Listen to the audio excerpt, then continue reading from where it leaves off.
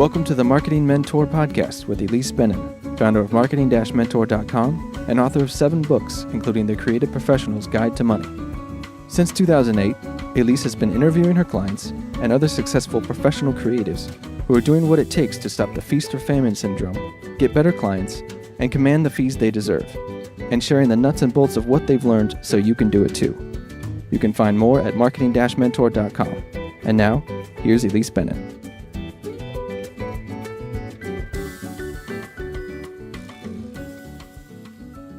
Here's the next in a series of ongoing conversations between me, Ilise Benun of marketing-mentor.com, and veteran creative professional Michael E. Stern. Michael is a time-lapse filmmaker who has gotten to a point in his career where he knows what it takes to go after the work he wants and trusts his instincts to guide him.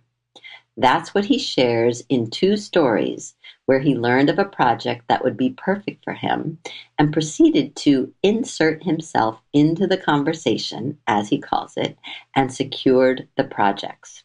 There's a lot to learn here, but listen especially for his attitude. Then try it for yourself.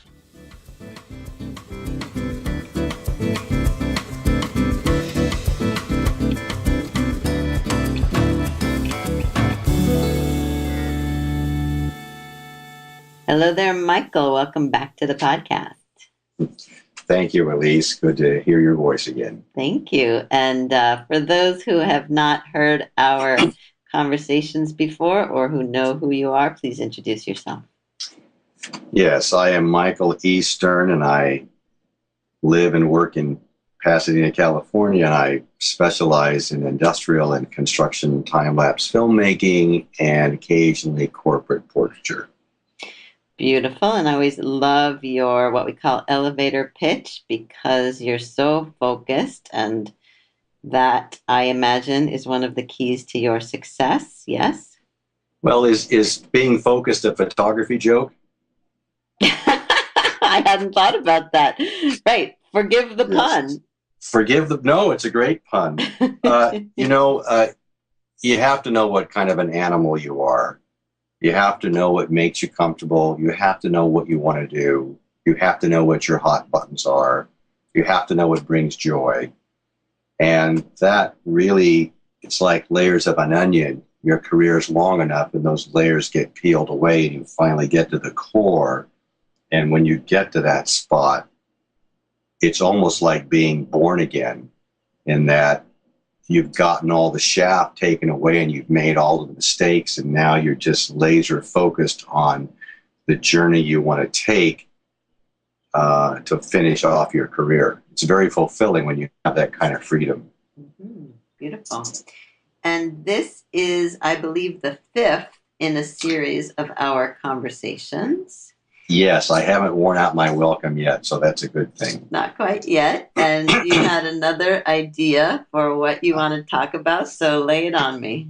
Yes. Well, it's the concept I call inserting yourself into the conversation.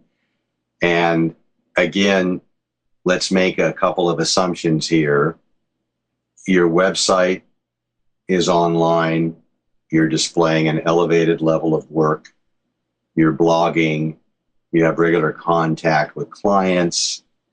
Your SEO is set up in that the keywords that people are punching in are the keywords that you want to rank for, so you're getting inquiries. And that's great to have all that work coming into you. But what about the projects that you hear about? But these people don't know who you are. You've got to start a conversation with them. And that's what I call inserting yourself into the conversation. You have to reach out to them. You have to identify the project first. You hear about the project on a radio show. You heard it in a conversation. You read it online or, somewhere you found out about it. So you hear about the project. You identify the company that is responsible for that project. And then you've got to figure out who is the person that I have to get in front of and get a conversation going. They don't know yet that they need me. And I've got to start a conversation. I've got to insert myself in there somehow and get their attention. And it's a technique that's lost on a lot of younger people who are used to communicating, on phones and texting and email. And this is a technique that goes back.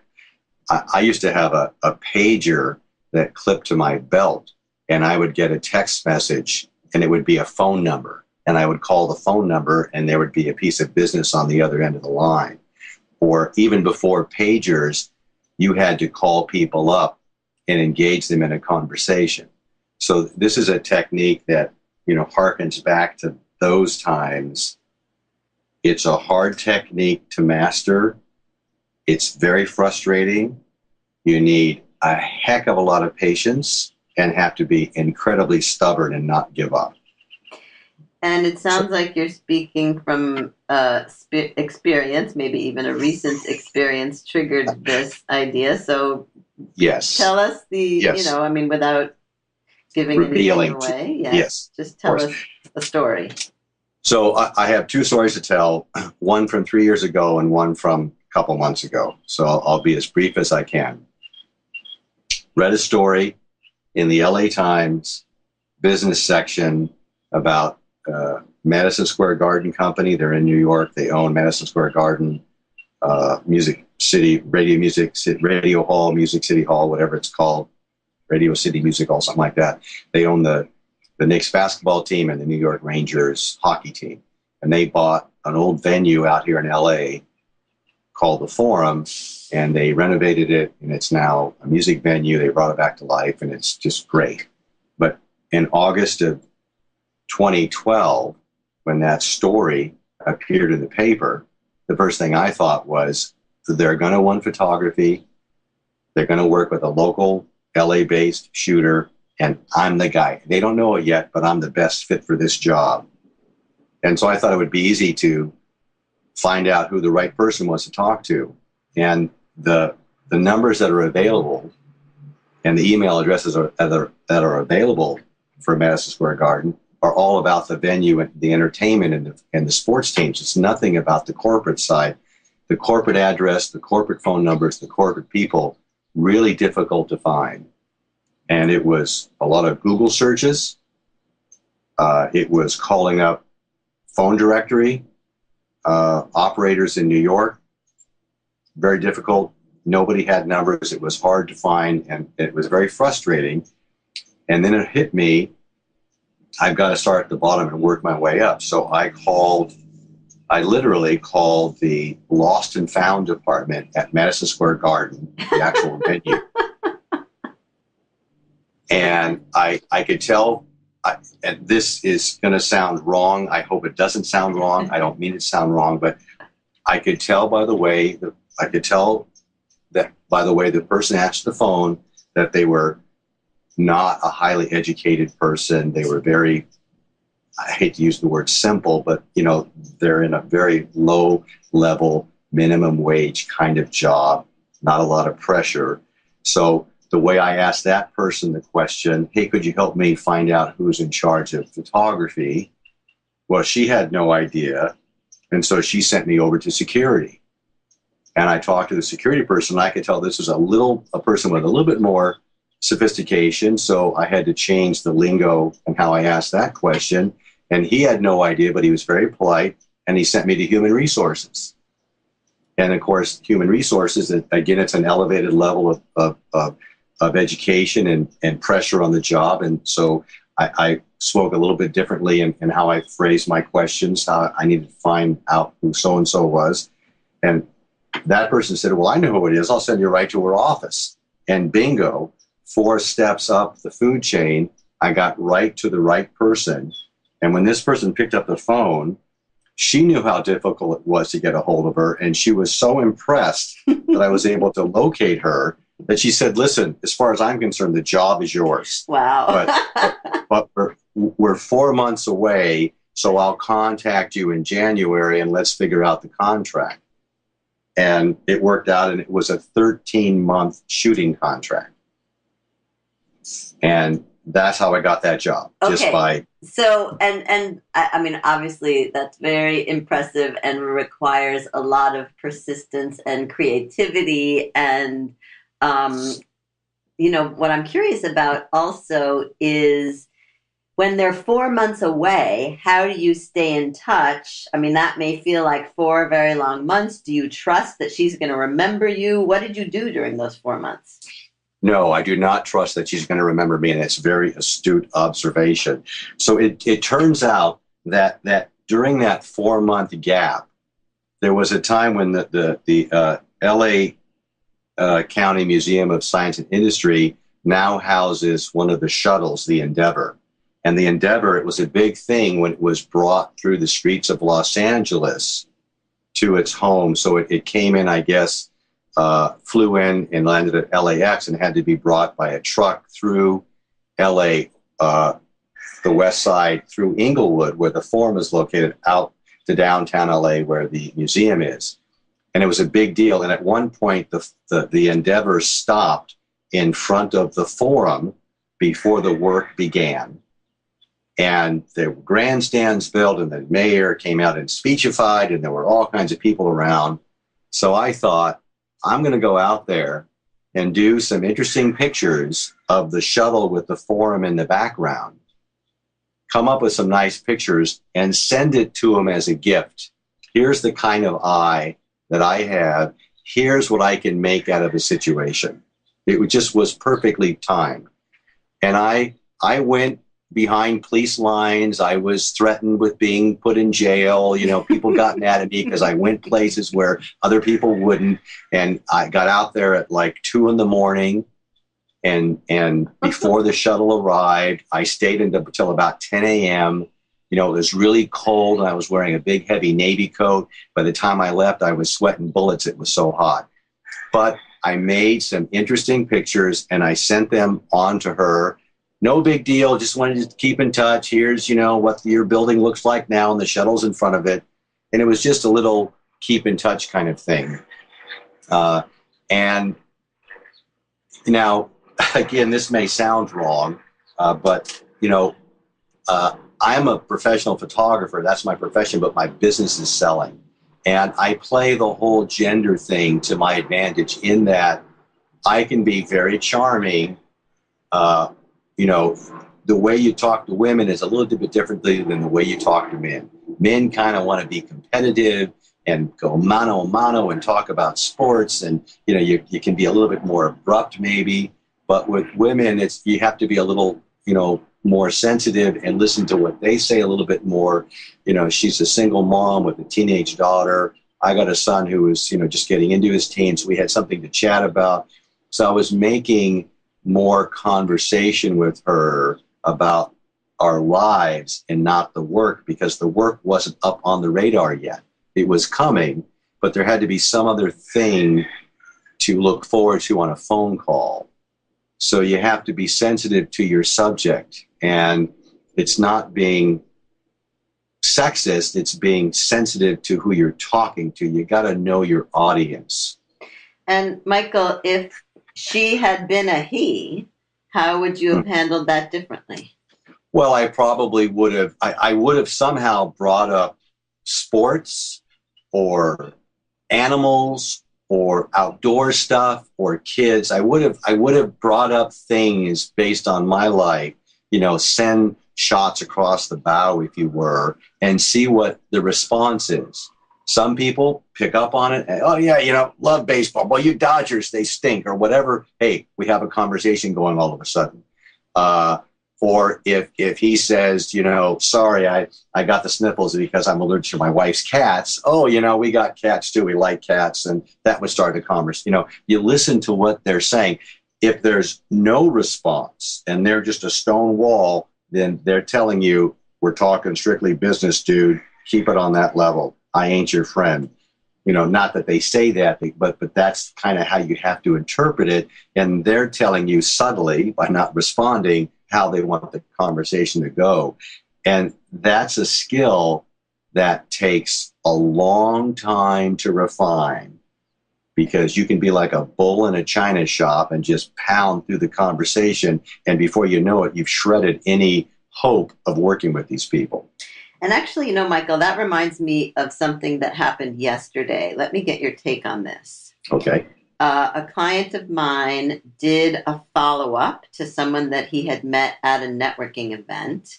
And this person had offered to, be a resource and connect him with prospects. He would be a good referral source. So the client followed up and said, really good to meet you. Thanks so much. I'd love to talk more about how we can help each other. Should we set up a phone call or a meeting? What do you think? And the guy responded immediately, really within 10 minutes, and said, really good to meet you. Thanks so much. And I will keep you in mind. And the client said to me, what do you think about his curt response? As if that was a bad thing. And I was thinking about that because often a response like that is interpreted as curt, as if there's something wrong with it. And I saw it the other way. I thought, look at that. He responded immediately and he offered to stay in touch and to help when he could. And timing is everything. So tell me your thoughts about that. Well, if you're Jewish, you always interpret it as being curt and offensive.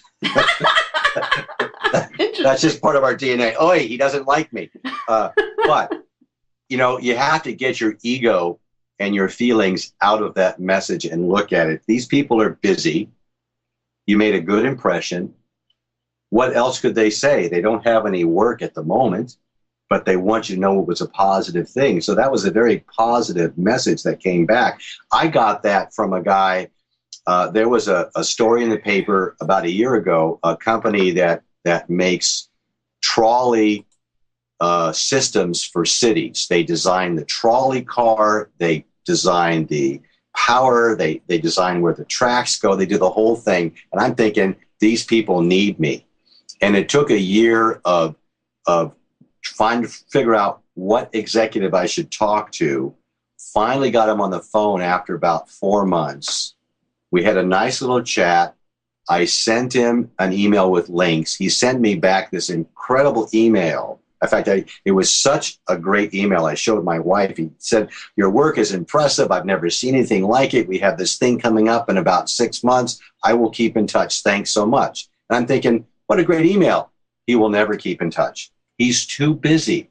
So I calendar it every 60 to 75 days. I just reach out to him. He said in 6 months he might have something. So I'm thinking every month and a half or so, I'm just going to, hey, I have some new work.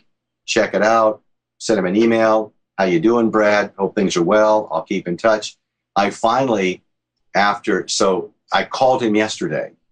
And that was the third time since he told me in about 6 months he'll have something that I've tickled him, if you will, reached out. And he took the call and we chatted a bit. And he gave me a lot more information about his business and when he thought the cycle might happen. And he said, I'll keep in touch with you. I'm going, great. Thanks for your time. He won't call me. He's too busy, but he doesn't mind, as long as I'm not obnoxious about it, to keep in touch with him. So I would encourage you to tell your client, calendar it for about 45 days out and touch base and have some new work to show with him or tell him. Have something new to present to this person in one way or the other to show that you're just not sitting on your hands. You've got to be productive. Come up with something that shows them that you're an active person in your field and send them a little email. That's excellent. And I just want to highlight something that you said at the beginning of that little, I won't call it a rant, but, just that little wonderful, beautiful monologue. You said, these people need me. That was your impression. These people need me. And that, applies also to the Madison Square Garden people. And I think that's a really important way to think about your prospects. And I sent out a tip yesterday, perhaps you got it, called Who Are Your People? Yes, I saw. And I'm connecting it to that, because when you can look at a prospect and say, these people need me, those are your people. And that's why you have to reach out to them. Yes. And even if ultimately I don't get the job, it's disappointing. But the process of identifying your ideal target market, your ideal demographic, and going, they don't know it yet, but they need me. They don't know it yet, but they're going to appreciate meeting me. You have to have that self-love, that positive vibe. There are some people that go, well, that's kind of arrogant of you, isn't it? Well, when you're self-employed, I think a healthy ego is really crucial. I try not to be arrogant. I'm not the only player on the field, but in my mind, I'm the best player on the field. And I know for a fact that I will take better care of that client than anybody else in the field. And I know that from experience. I know that from talking to other photographers and how they feel about clients. And, you know, they're only worth so much time. I mean, the budget's not that big. I never think like that. Once they hire me, I am theirs for the project. Whatever it takes to make them happy, I'm all in. I don't have a sliding scale. You're paying this much money, you get this much attention. You're paying this much money, you get that much attention. I can't do that in my mind. To me, that's just overly complicating it. Whether it's a $10,000 budget or a $10 budget, I'm theirs, and I'm going to deliver a good job. So having that attitude, I think, is very helpful. I agree, and I wouldn't call it arrogant. I think it is a healthy ego. And we don't have that much more time, Michael, but I want to hear the second story, so tell us. Yes, I was about to get to that. So I really am trying to get away from construction projects as much. I'm trying to do more industrial type filmmaking where a company may have a marketing message they want to get out as opposed to they're building or demolishing something. But that doesn't mean when a right construction project shows up on the horizon that I don't go for it. And a very large entertainment company has this big project they're doing out here in Southern California. And I heard about it and I'm thinking they need me. They want to document this. They want to have a film made. This is historic what they're doing. And I heard about it through, radio and newspaper. I have contacts at that company. I have contacts in that division. I have a family member that works there. So I'm thinking, cool, I'll call up, get the name and the number, and I'm off to the races. A lot of my contacts didn't respond. The ones that did, it's a secret project. We don't even know who's doing it. My family member tried and he didn't have much luck. And I couldn't believe it. So I got to figure out. I got to figure out who's in charge. So I called the main number of the company to try to get in, and they didn't know who to send it to. I called the main number of the division that's running this project because that part I knew, and they didn't have any idea. And I'm thinking, I have to go to that corporate address and knock on the door and ask if they'll let me in. And I'm thinking, that is the least fun thing to do in this situation. And I tried my round of contacts again. I tried my friend that works in that division, and he knew who it was, but he couldn't tell me because it was an issue with the company, their privacy issue. I have to respect that. And frankly, based on what we talked about earlier, I decided to give up. 2 months was enough trying. I had to just let this thing go. It killed me. I had to let it go. And all of a sudden, listening to my local radio station, the guy in charge of the project was interviewed on this show that I listen to all the time. Wow. And I go, bingo, I got a name. Dumb luck, right? Uh-huh. So now I have a name. So I called up and I got through to his voicemail from the main line, left a voicemail, no response. I finally, so I called my friend who works at the division back, told him I left a voicemail, and could he send my information along that I'd sent him. So he sent information, finally. The voicemail that I left for the guy got to him. His associate, his secretary, I hate to use the word secretary, I guess assistant is the right word. She reached out and said, we're interested, we like what you do, can we have a phone call? So a week later, this executive called me. We had a nice chat, very intrigued about what I do, wants to have a meeting face-to-face with marketing and communications people and see if we can't get this thing off the ground. And I had to sign an NDA, which is why I'm sort of talking around this subject. Mm-hmm. And I'm waiting for the meeting, which I'm hoping is next week. And I'm hoping this turns into a project, because it would be a wonderful capstone to my career. And it would be working with a company who had a film made 48 years ago that I saw as a 12-year-old and thought, I want to learn how to do that. And that's been percolating in my brain this entire time. And here it is at this stage of my career, this late stage of my career, I have created an opportunity to do a project for them on a huge scale. It's like a 4-year project, multiple locations. I mean, the scale of it is astronomical for what is normally done in the world of time lapse. And I position myself, I'm the only guy they're talking to. Nobody else has bothered to make this effort to drill into this company to get the information and get into the conversation.